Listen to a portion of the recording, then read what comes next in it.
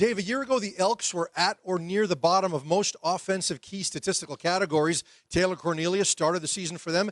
Then Tre Ford came in, brought a bit of a spark. But for now, the Ford era is on pause as the organization has brought in veteran McLeod Bethel-Thompson. The last time we saw him, he was leading the Argos to the Grey Cup a couple of seasons ago.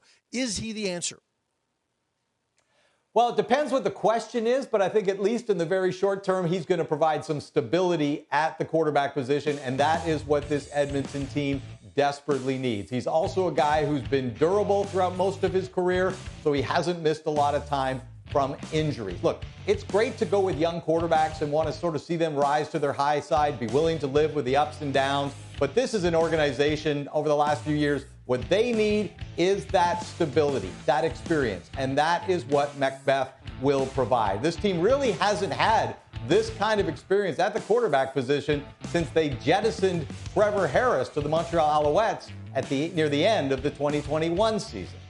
Yeah, and I had a chance to visit Elks camp a couple of days ago, and they really buy into McLeod Bethel-Thompson and his level of leadership. He's got a unique ability to galvanize the room, get people to buy in. He's become very close to Tre Ford, really trying to mentor him. And the one thing with McLeod, you know what you're going to get. He's a big-armed quarterback. He's not necessarily a dynamic player with his legs. He wasn't in the league last year. He was playing spring football south of the border. So it's only been a year. There's not going to be a lot of rust. But when you look at what this guy can provide, I think he checks all the boxes for what is needed in Edmonton right now.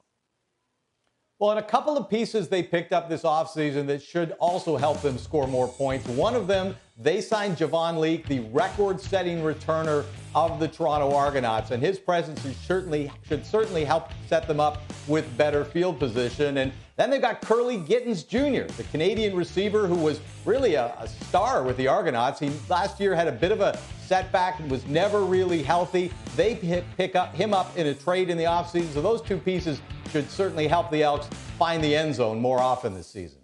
Yeah, Canadian receiver was a real quiet spot for them a year ago. Just 2 Canadians caught passes for them, a total of 26 receptions. So they really need that to elevate. And then also, Geno Lewis had his share of injuries. If he can stay healthy, that will give McLeod some dynamic weapons to get the ball to, both a guy like Gittens Jr. and Lewis.